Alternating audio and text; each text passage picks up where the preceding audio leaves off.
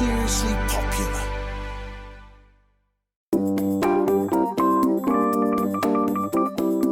Welcome to the life of Bryony. As you all know by now, Mondays are my day, but Fridays, they're all about you. And lucky for us, my guest from earlier this week, Lottie Tomlinson, is back to help tackle some of your troubles. Lottie's new book, Lucky Girl, is out now, and if you missed our chat on Monday, do not worry. It's just sitting there in your podcast app, waiting for you to hit play. Today, Rachel's navigating a very close shave with her handsome boyfriend. Anna's trying to figure out the best way to remember her mum. And Jess is experiencing some teething issues when it comes to parenting. All of your problems solved right after this.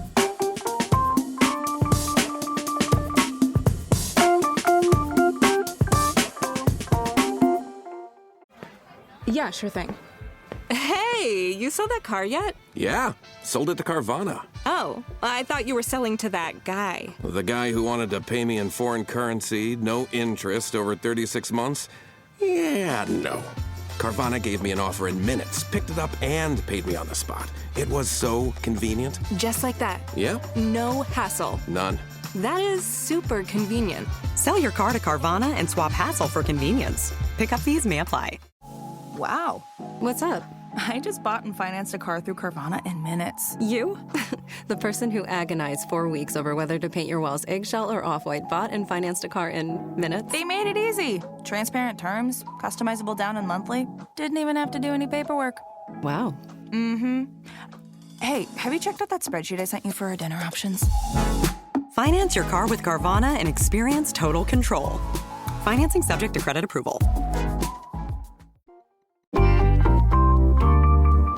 So, hi, Bryony and Lottie. I've been living in London for about a year now, having moved down from the north of England for a job in marketing at a big PR firm. The clients are posh. Amazing. Double-barreled surnames, navy blue gilets, and those frankly tacky gold pinky rings. Can I just say...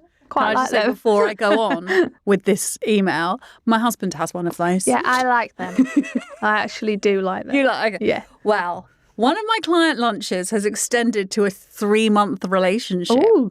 He's very much a southerner. Right. Do you relate to this? Yeah. Yet? Yeah. I've discovered he fake tans. He's fastidious about his diet. He's in the gym constantly. And I even shave his chest for him. I'm not sure about this. Right. Every guy I've dated before him has been the complete opposite. Think Liam and Noel Gallagher vibes, body hair, beer bellies and burping.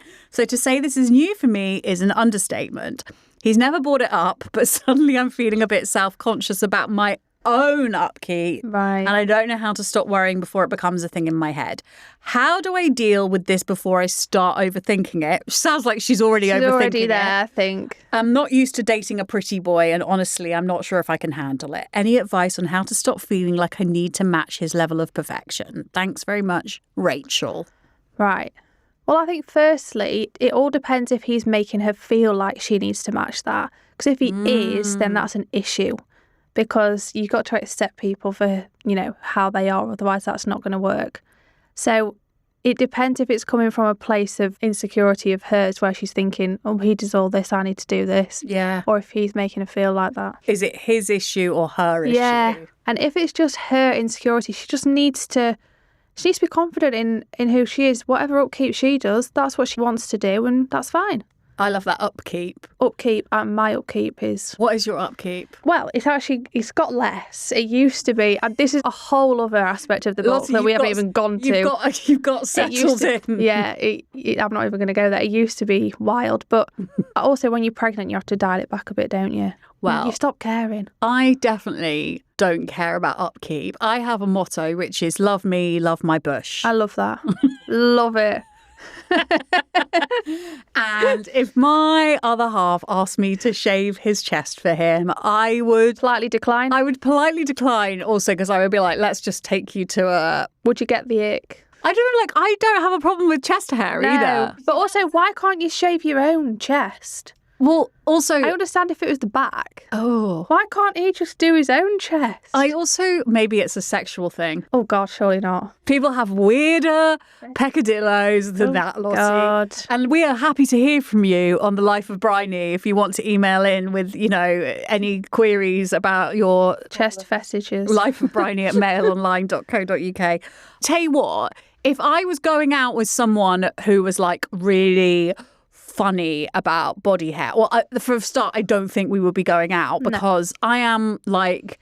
I really do have this thing especially about like bikini lines. Yeah. Where I think it's a bit weird when men like want it all clean and like all I'm getting into territory I just didn't think I was going to get into when I woke up this morning.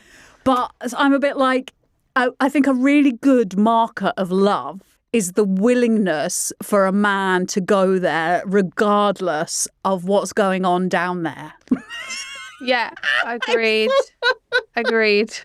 I think the problem with this situation is she probably needs to question if they're compatible because it sounds like she is actually not okay with his upkeep in some ways. Oh, God. So you're good at this, I'm Lottie. flipping it on its head. Maybe she is uncomfortable with the amount of upkeep. Or the best thing to do is forget about the upkeep altogether, try and put that to one side and just see if it goes anywhere naturally. Yeah. Because that shouldn't really matter if you're in love. If it's meant to be, the upkeep won't be an issue. This is what I think about. I think that... Quite minor, really. Yeah, if something's giving you the ick 3 months in... It's probably not meant to be, is it? Yeah, because I remember... I mean, I'm much, much older than you, Lottie, but I remember having a boyfriend who... I remember thinking, God, I really like this man. I really like him because I'm watching him dance like my dad, and I think it's adorable.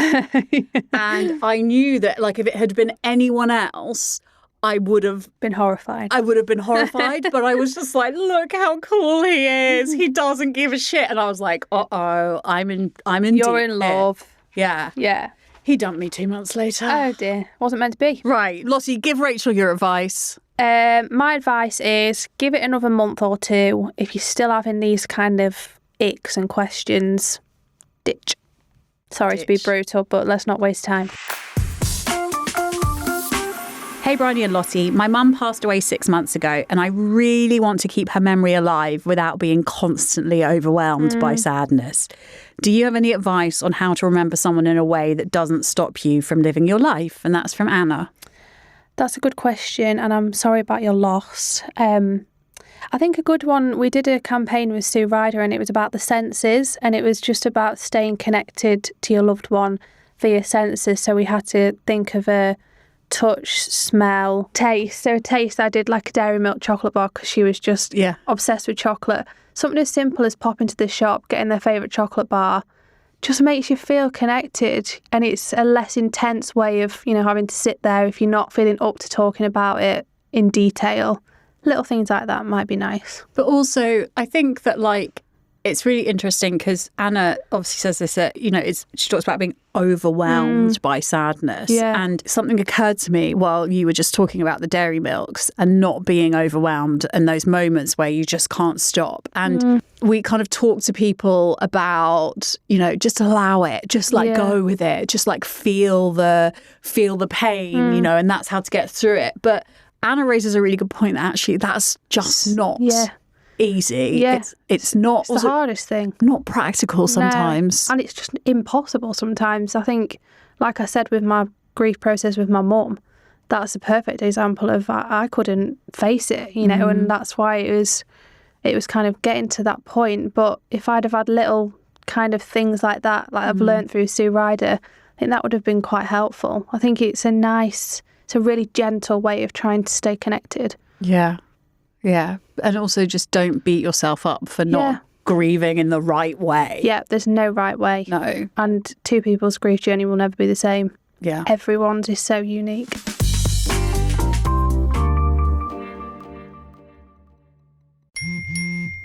What is... Dax, are you? Tracking all our cars on Carvana Value Tracker on all our devices? Yes, Kristen, yes, I am. Well, I've been looking for my phone for... In Dax's domain, we see all. So we always know what our cars are worth. All of them? All of them. Value surge, trucks up 3.9%. That's a great offer. I know. Sell? Sell. Track your car's value with Carvana Value Tracker today. This episode is brought to you by Hill's Pet Nutrition. Every shelter pet deserves a second chance, and you're making it possible for thousands of them every day. Because when you feed your pet Hill's, you help feed a shelter pet, which helps make them healthy, happy, and more adoptable, changing their life forever. So they can change yours. Over 15 million shelter pets fed and adopted. Science did that. Visit hillspet.com/podcast to learn more.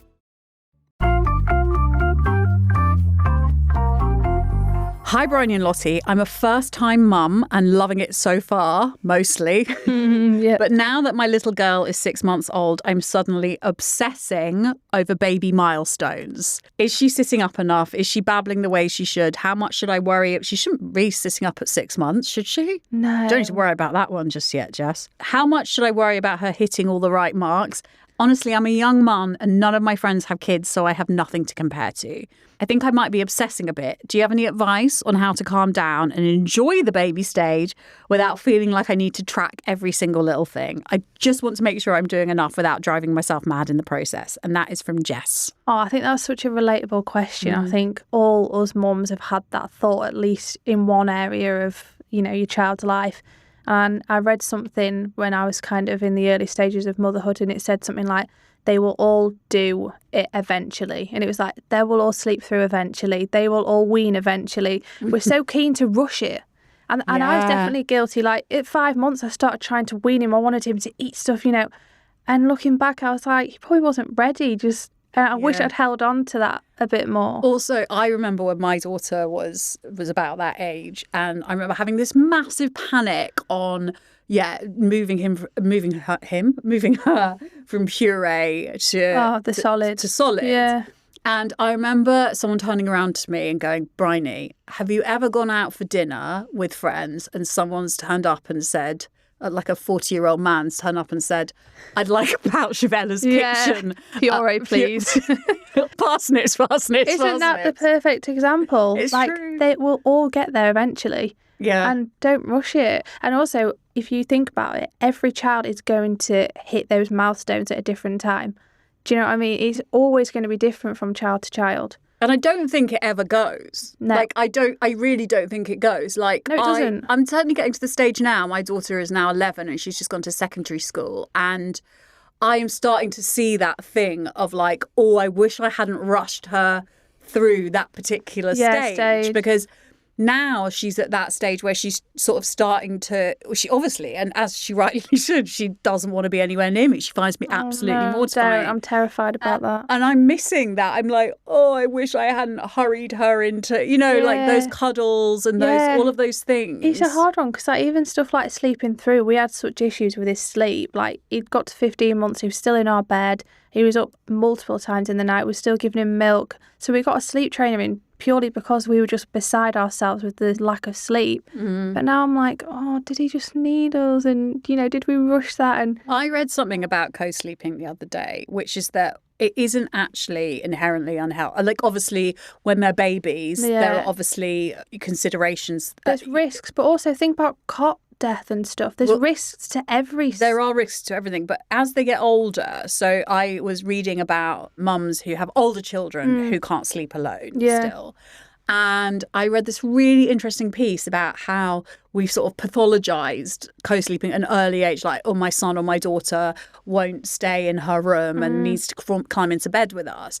And how actually, in olden days, I sound like, obviously we all shared rooms, we all shared beds. It was a very natural normal thing, isn't it? Yeah, and we've sort of turned it into a negative thing when there isn't actually any evidence that it is bad for children's like development or psyche. And I mean, obviously, if your child is 21 and still sleeping with you, maybe we want to hear from you. That, yeah. So baby milestones, they go on and on. It doesn't. I imagine, and it doesn't end. I'm having it with potty training at the minute. I'm feeling pressured. Like, he's hit 2, and my friends. Mine was done by 2. Mine was out and bloody blah. I was thinking, oh my God, so I better do it. Month after his 2nd birthday, started day 5, we've not had one wee or poo on the potty. And obviously he goes to nursery twice a week, and they were saying to me, like, he's not ready.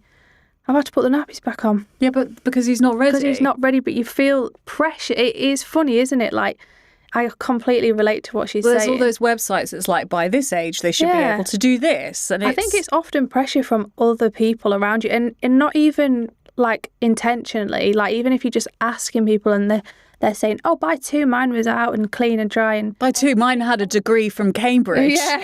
And then you think, oh my God, I'm doing it wrong then. I need to sort this. If you're worrying about the baby milestones, the chances are you're not going to be the person sending your child to primary school in a nappy. Yeah, exactly. I think unless it's getting to a point that, you know, medically it's a problem and you want to get it checked by a professional, if it's something like, you know, weaning or nappies, and it's not harming them, just don't put too much pressure on it.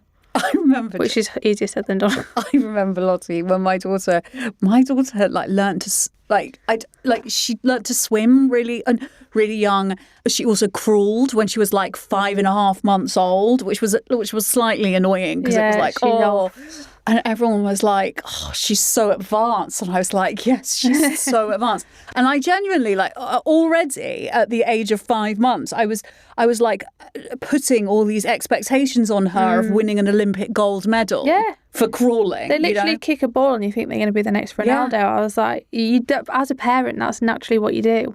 I think as well, what you've got to remember is, like, even if they're advanced in one area, it doesn't, like, there's going to be other areas that it's going to be slower in. It's not, they're not going to be late with everything, they're not going to be early with everything. Look, he didn't get a tooth till he was 15 months. And everyone's going, my child's got full set of teeth and all this. I was thinking, I literally was Googling, has there ever been a case where someone's never got any teeth? I was like, oh my God, he's going to be like the first person in history to not get a tooth. What's my chance? He's literally like fully walking, doing everything, and he's just got gums. Can you imagine? Believe it. And his first tooth was a molar. It's bringing it all back to me. I am having I have to say, not just because this studio is exceptionally hot, I'm having slight sort of like palpitation. Remembering the pressure also. Like, I would say this to Jess, and I don't know if you agree with this, is that, like, often the pressure we put on our babies to hit the milestones is actually just another way of putting pressure on ourselves. Agreed. And it's all about that, isn't it? Guys, we have just completed episode 8, no less, of The Life of Bryony. This is exciting stuff. Thank you for coming with me all the way to episode 8. I've got some great news. There's going to be episode 9. And actually this one, not that the others haven't been special, but this one is particularly dear to my heart because on Monday, I'm joined by the wonderful actress Kimberly Nixon, and we are going to be chatting about obsessive compulsive disorder and intrusive thoughts. Hit subscribe, tell a friend how amazing this podcast is, and I will see you on Monday.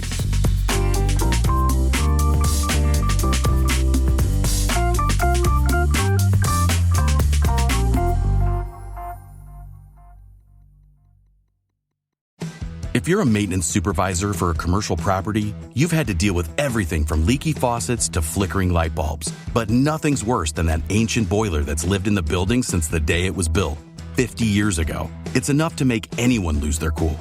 That's where Grainger comes in. With industrial-grade products and dependable fast delivery, Grainger can help with any challenge, from worn-out components to everyday necessities. Call, click Grainger.com, or just stop by. Grainger, for the ones who get it done.